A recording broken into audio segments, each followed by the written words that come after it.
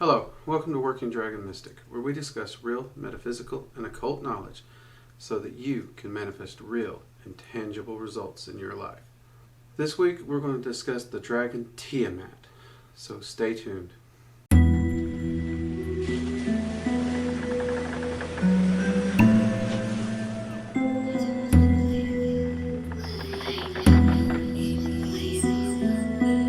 Okay, I think this video has been a long time coming, ever since I introduced the first intro to Dragon Magick video on this channel. I have constantly been getting questions about the dragon Tiamat. Where is her place in Dragon Magick? How does she fit with the Mesopotamian lore? What about the fact that she's often referred to as a goddess? Does she even have a place in Dragon Magick? How do the dragons talk about her? So we are going to discuss that here today. Now I want to go ahead and preface right off the front of this.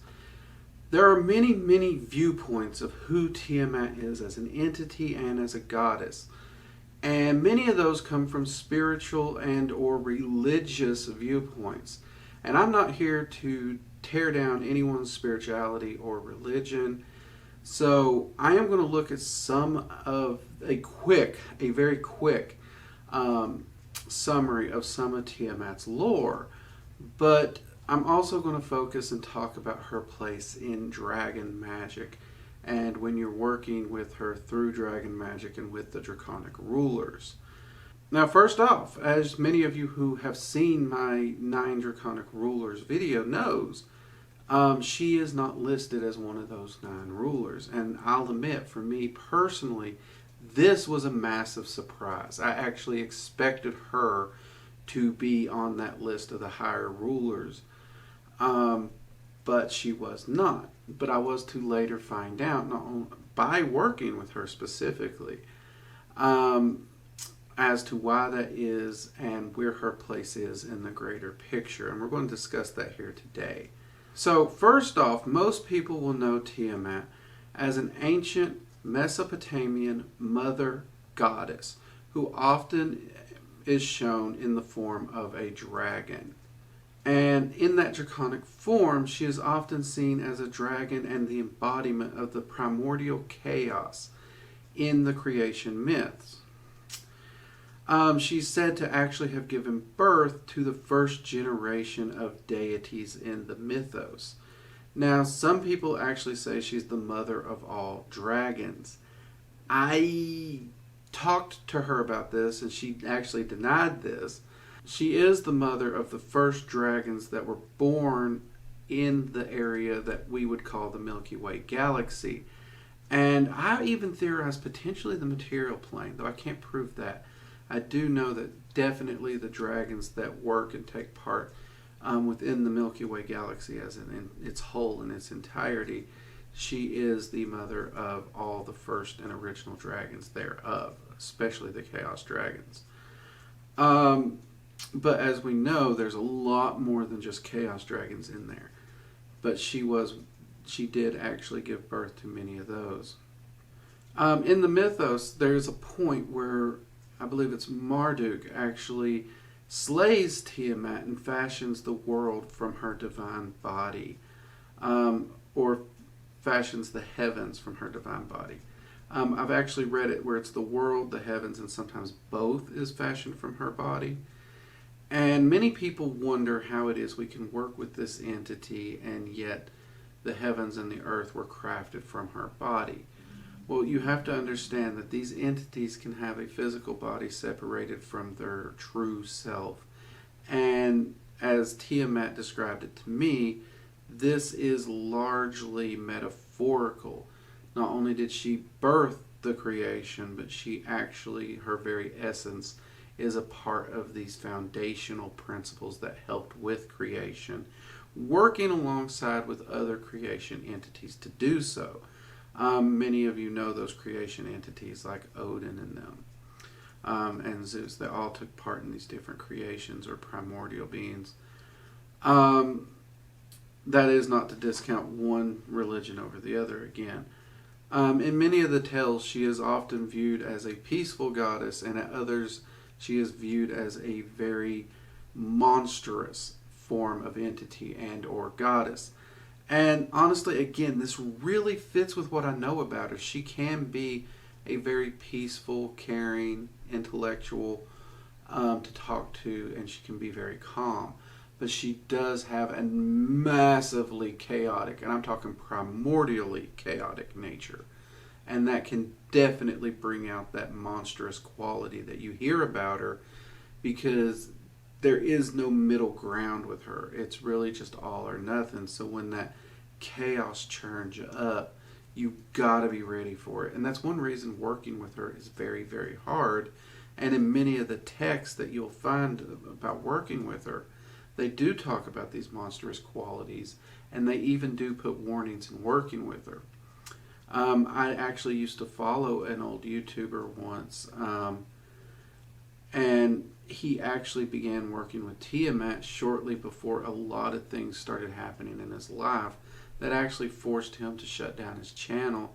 And I've even heard rumors he quit practicing magic altogether because of those experiences. I don't want to give the YouTuber's name specifically or anything, because I want to respect his privacy, because he did end up taking down his channel because of all this, which was really sad. It was a wonderful channel with some of the best content, definitely of its time, and honestly, I'd still love to be able to go back and watch that content. Now, one thing that some people have theorized upon the differences in Tiamat's personalities and some of the myths could be due to a cultural shift, and that is very possible. We've seen this in other systems and other belief systems concerning different entities. Many ancient gods and goddesses were just flat out turned into evil demons when Christianity came about with that cultural shift. And we've seen this in other cultures. One religion moves in and they do try to demonize the other, the original belief system's deities. But honestly, part of me really thinks that it does come back to that chaos element for her, because she does really show both those traits a lot, even still when I work with her. Now, with this simple summary, let's actually talk about how Tiamat does fit in to Dragon Magic. First off, she is indeed a Chaos Dragon. There is no doubt there. And yes, Chaos Dragons are hands down some of the hardest to work with, because their prime purpose is destruction and creation. That's one of the reasons the Chaos element is so important. And you do really see this in her lore and her myths. She did help with the creation, and she is a very destructive entity in its right. So that whole chaos element factor of creation and destruction is really truly embodied in those Tiamat myths. And that said, she is not only is she a Chaos Dragon, she is the main Chaos Dragon, the primary Chaos Dragon that is in charge of Earth and the entire Milky Way as a whole, making her an extremely important Chaos Dragon and an extremely powerful one. Just because she is not the Chaos ruler, do not underestimate her potential, her power, and her influence. She is massively powerful, and she does deserve the respect for her position and her power. And she is definitely an entity that I have seen have tremendous effect on helping magicians and practitioners. But her methods are so harsh, so direct, so draconian in many ways, and so primal and harsh that I've seen a lot of magicians get in trouble working with her when they weren't prepared. Many people always ask me, is this entity a starter entity or is that entity? I would obviously say any of the higher element dragons are not starter entities, but that goes doubly for Chaos Dragons. And you can multiply that probably by 10 to 100 easily when it comes to Tiamat. Her personality and everything is very driven, very direct. And she does not pull punches at all. And working with her is a very, very strenuous and harsh process. I actually have not met anyone that's worked with her directly and found it to be a pleasant, easy experience. There may be people out there. I'm not going to deny that. Every entity has two sides, and we do know she has a peaceful side. So there is at least the theoretical chance that there may be some way to work with her that's far easier. I do know that there is a path working that is directly focused on her by Asenath Mason that's published called The Grimoire of Tiamat. Like the first page of that actually has a great deal of warnings. And it works not only with Tiamat but with her children. And that's an interesting fact that throws people in Dragon Magick, because dragons are so strict about pure dragons, true dragons, and not having draconic half-bloods. Yet Tiamat was one of the dragons that was allowed to have children that were not full true dragons, and that's the reason you do get those monstrous children in the Mesopotamian creation myths. And when you do look at everything that a chaos dragon is capable of through that creation, that destruction, you look at how she did have those children that actually made up a large chunk of the pantheon, and you look at the massive power she had in her place over the heavens. I mean, when you consider the Milky Way at those ancient times, you're looking at something so massive, most people probably couldn't wrap their mind around it. And it would be so easy to put an entity of that caliber as a mother goddess, as a prime goddess. And it is true, dragons are not big on being called deities and worshipped. They really are not. I have noticed Tiamat doesn't mind the term goddess. I think she's adapted to it just from her position and the way she's worked with humanity for so many generations, lifetimes, ever since ancient times. And she doesn't seem to mind worship as much, though she's more, in my experience, I found her, though she doesn't mind worship, she would rather actually work with you directly and help you build up your power as a magician. She still does have that trait that all dragons seem to share. But it is easy to see why ancient humans would have worshipped this entity. Now, in all my workings with Tiamat, I have found her, like I said, to be very straightforward, very direct, very harsh. She does tend to, when it comes to lessons and stuff, or building you up, she is most often known to tear you down before she builds you back up stronger. This is one of the reasons she is harsh and hard to work with. There are magicians who have told me they didn't find her as harsh, but she is very direct. She doesn't take excuses. She is another one of those entities. There's no excuses. You do it or you don't. There's no halfway. There's nothing. It's 100% or nothing. And she will push you and she will drive you. And if you have things in your life that are causing blockages or holding you back in any way, and you're asking her to help you to improve your life, if you won't remove it from your life, she will. And again, this is where that destruction concept is. She will not slowly move it out of your life. She will full on cause a situation to just cause it to leave your life almost like that. And to a lot of people, this does seem like everything's falling apart around them. It's going to chaos. And some people just cannot handle this drastic change and the massive amounts of energy that comes with working with an entity like this. Honestly, when you reach out and contact Tiamat, yes, there is that mothering energy there, but she is such a powerful chaos dragon that it can get overwhelming in and of itself.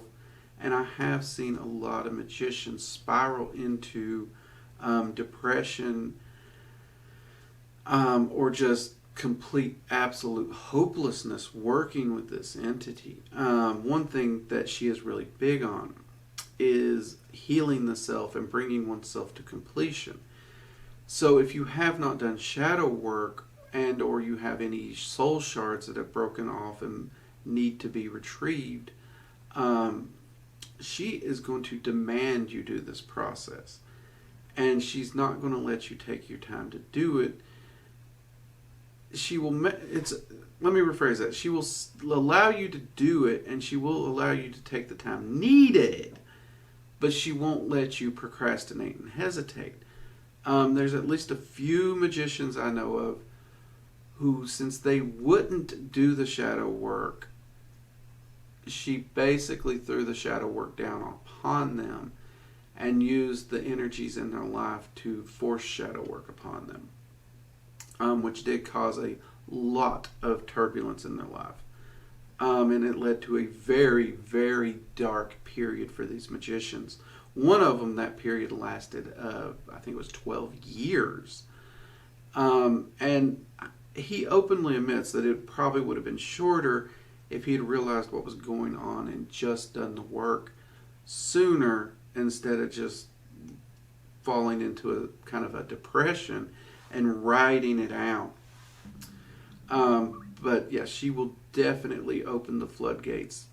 If this is an entity you're working with, you have to be ready to deal with those darker energies and deal with the shadow workings and dealing with healing yourself, your traumas, and all those little things. And some people will say, I don't have any traumas. I don't know what you're talking about. We all have traumas. We all have shadow. We all have all these things that we need to work on and we need to heal. And even people who's been at this for 25 or 30 years, they found that when they approached Tiamat, they thought they had it all worked out, but she found more. I honestly don't know a magician who's worked with her where she hasn't found something in the realm of shadow work that they need to do to better themselves. And that could easily be summed up as, I think we all have lifelong continuing shadow work to do, and it's just our ego that makes us think we got it all done. But this is an entity that's really going to push you down that road. She definitely, in my opinion, should be looked at as a darker entity. A lot of people try to separate entities as left-hand path, right-hand path. I don't really like doing that. But if you were to view it in that spectrum, she would definitely be more on the left-hand path view of things.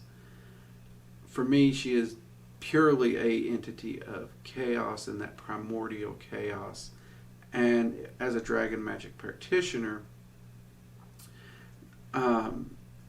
she is a chaos dragon of those higher elements, and she should be treated as such.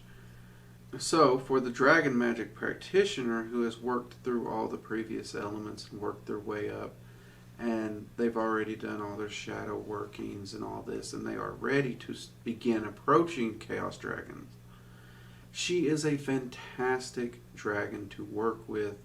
And I would encourage the Dragon Magic practitioner at that level to reach out to her and contact her and learn more about her.